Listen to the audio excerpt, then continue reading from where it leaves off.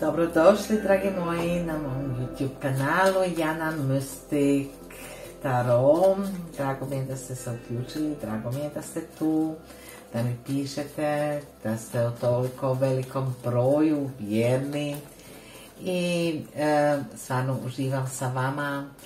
Želim vam sve najbolje, puno sreće, zdravlja, ljubavi i da imate snagu u ovom vremenu preokreta, da se sve u vašem smislu preokrene na najbolje. Danas ćemo imati samo jedno kratko čitanje, nadam se, da vidimo kako će vaša osoba se osjećati i kako će se ponašati, što će biti u idućem susretu. To je jedna grupica, sve je to opće čitanje. Možete pogledati na druge videe, na druge kanale i kod mene. I da, ako vama ovo ne paše, ako rezonirate, onda molim vas, pišite mi dole o čemu se kod vas radi. Lajkujte, šerujte i što god hoćete. I pogledajte isto i na Jana Mystik, naš tarot, za privatna čitanja dole u opisu, molim vas, možete se javiti na moju email adresu ili na moju Facebook stranicu. Tako, što će biti?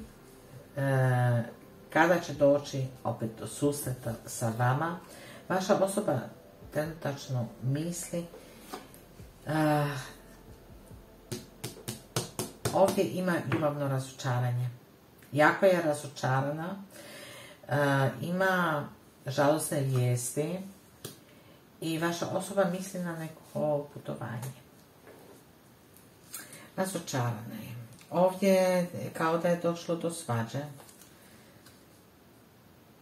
Nešto mi kaže duhovni svijet, vi ste se maknuli i u to vrijeme nije imala tu snagu koju ste joj davali u ono vrijeme kada ju je trebala da podnese jednu drugu vezu. To znači za vas da ste bili ili da ste sa jednom osobom zajedno koja je uzimala iz vas vašu snagu da ona može održati svoju vezu. Tako mi kaže duhovni svijet, jer ovdje vidim da je vaša osoba ovdje u obitelji i u jednom ljubavnom razočaranju. Došlo je do svađa, neki su čak zaključili da će se rastati, rastaviti, da ovdje ima u obitelji svađa, ovdje je bilo svega i svačega u vašem odsudstvu. Ja računam sa tim da, kako vidim karte, da vi još niste tu i da je vaša osoba ovdje, vaša osoba vidi da ste ovdje u prošlosti kao nešto završili, kao da više niko ne očekuje da ćete se vratiti, da će vas opet vidjeti. I došlo je ovdje, isto moram vam reći, do svađe između jedne druge muške osobe, između vas. Da li je to brat, da li je to sin, da li je to neko drugi. Ovdje je bilo puno toga. Možda neko ko je bio između vas, sa kim ste i vi imali loš odnos. I sada kao da vi isto razmišljate da li ćete se vratiti kuda god, da li u jednu obitelj ili na jedno radno mjesto, to sad ovdje ne vidim, ali vidim da ovdje je došlo do nečega gdje ste se vi pokupili i rekli ste ne, hvala, ja idem, doviđenja. I vi razmišljate o tome da li ovdje još to ima smisla. Vaša osoba se nalazi isto i u odlukama što se tiče njegove obitelji, kakva to obitelj uvijek bila, da li je to sada obitelj kao majka, sestra, brat, otac, ili je to neka osoba sa kojom već živi zajedno i planira budućnost. Sa jedne strane vaša osoba će ići na neki put, ići će vratit će se iz tog puta, tamo će nešto obaviti. Jedna vijest za jednu promjenu, možda za selidbu, je bila, će se iskazati kao prevara, da je zato prevarena i tu već očekuje neku žalosnu vijest. Sa ovom osobom koju ima pored sebe izgleda kao da ide zajedno na put i tamo će se isto nešto pokazati kao prevara. Tu će doći do gubitka. Prevara isto u financijama, novcu.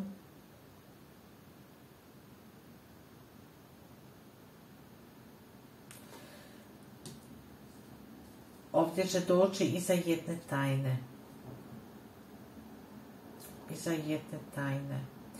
jedne tajne ovdje se klapa sa vama da brige koje imate sa vašom osobom, koje ste imali sa vašom osobom u vezi svega, da će doći do novog početka. Nekog novog početka. Vaša osoba ovdje leži na njoj posao, ali i to leži tako na njoj kao da je sve žalosno. Sve je žalosno i onda u budućnosti kako će reagirati kada vas vidi. Da li će doći do susreta najprije? Da li će ovdje doći do susreta? Ovdje će doći do jednog početka. Saznat će vaša osoba isto neku tajnu što se tiče nekog djeteta. Ove osobe koja je pored njega. Ko je to god? Da li je bivša?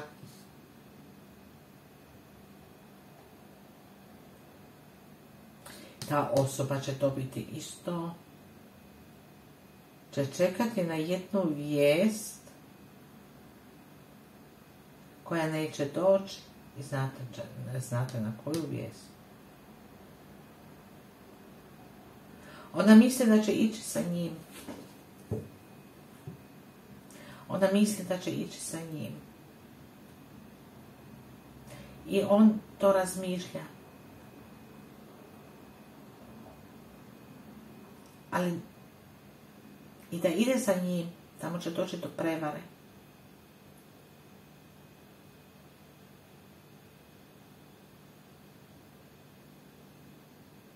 On ide dalje i vraća se sam.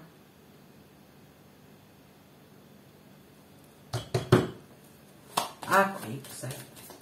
Da vidimo, da li ćete se sresti vi i vaša osoba, da li ćete se opet vidjeti, kada ćete se vidjeti, da li, kako će reagovati, da li ćete se sresti.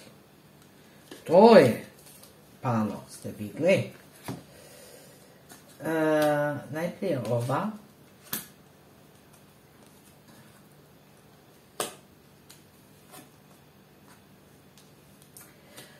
Vidite, ovdje ima jedna sigurnost, sigurno će ovdje doći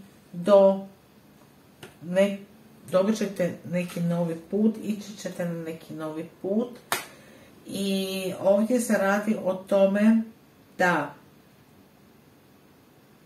tu sigurnost koju će vam dati taj novi put neće biti na tom putu nekog osjećaja. To znači, ako se sretnete, sresti ćete se, ali bez ikakvih osjećaja. Bez ikakvih osjećaja. Ovdje kaže da je ta sreća nestala.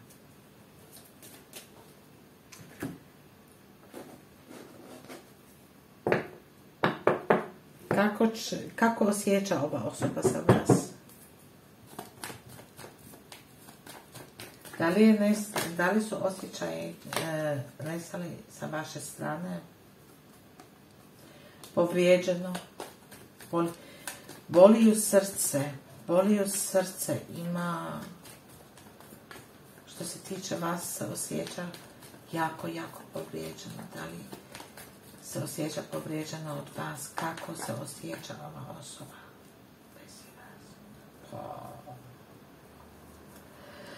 Ova osoba osjeća u vezi vas da ste vi njegova, njena srodna duša, da ste vi njegova obitelj.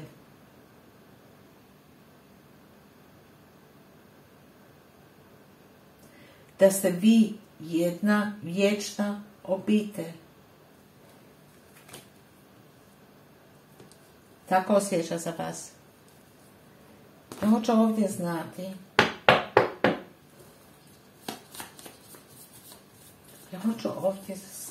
Ako vas osjeća kao obitelj.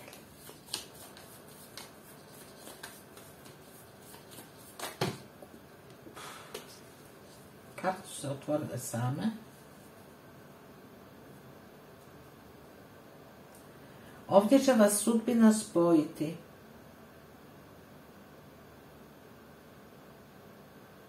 Ovdje će vas sudbina spojiti. Karte su same pale ovako i tako će ih ostaviti. Ovdje se priča o jeseni.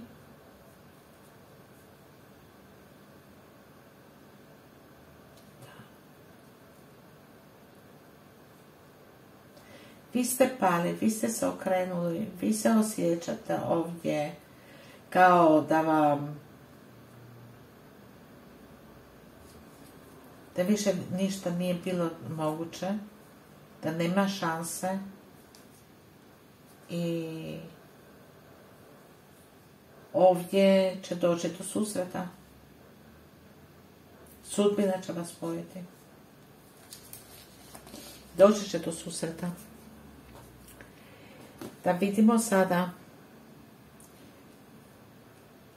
Doći će do susreta, razgovarat ćete ozbiljno, pokazat će se jedan novi put i ovdje ćete razgovarati bez nečega slatkog. Ovdje ćete reći ne, ovako kako je, ova sreća se izgubila, da li sa vaše strane, da vidite što muči vašu osobu što se tiče vas.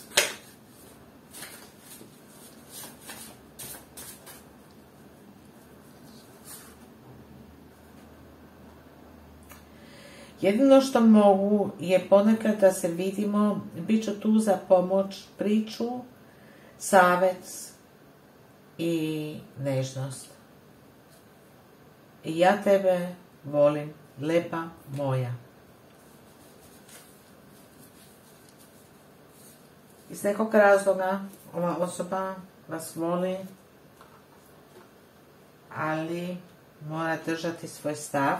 Pišite mi zašto. Što se dešava sa ovom osobom. Da vidimo što vam želi reći ili što će vam reći u tom susretu. Što sada ne znate. Ne, samo ove koje su se okrenule. Ne mogu ti dati više. Nemoj se više ljutiti na mene. Molim te, oprosti mi. Kazat će vam do kuda i što vam može pružati i tražit će vas za oproštaj.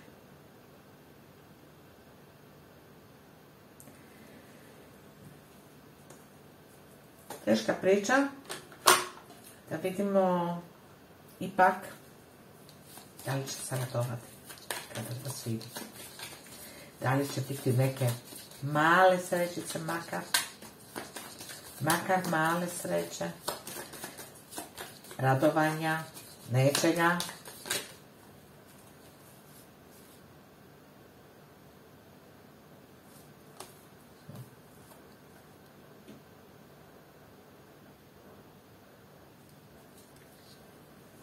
Ova osoba će razmišljati ako ste došli da opet otiđete.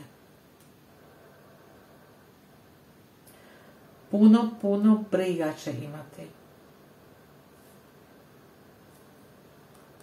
Ova osoba će razmišljati o tome da ne može naći put.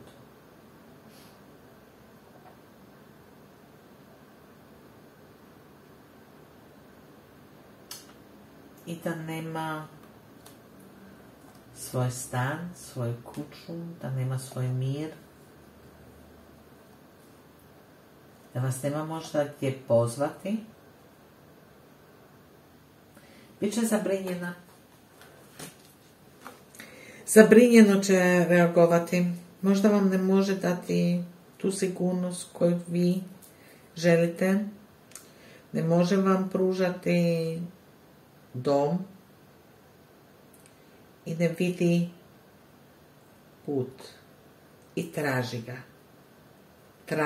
razbija si glavu zbog toga.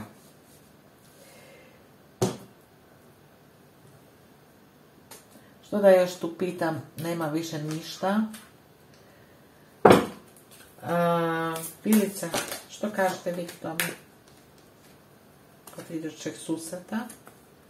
Ovdje je važno da izliječite svoj duh. Na život ima isto jedan dio duhovnog života u sebi i treba se spojiti sa duhovnim svijetom.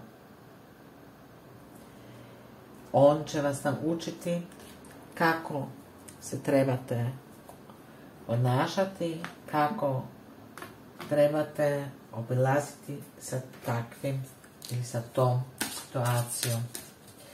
Što kažu anđeli?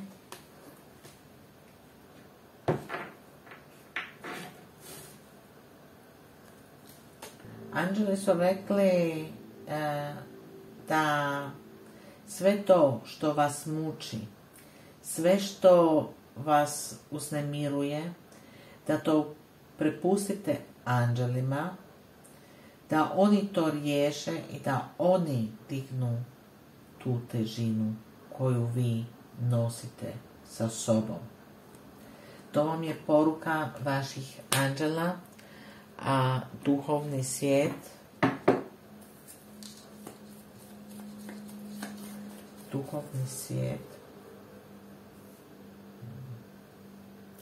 ovo vam je prava ljubav. Ne dajte se zavesti. Prava ljubav daje uvijek snagu, ali u pravu ljubav treba vjerovati i treba se uvijek iznova potruditi. Vaša je odluka, ako vi želite novi početak, i vaša će biti odluka kako će ići dalje. Želim vam sve najbolje, pravilne odluke, dragi moji, i puno sreće, zdravlja, ljubavi. Želim vam svjetlo da izliječi sve vaše rane. Do drugi puta.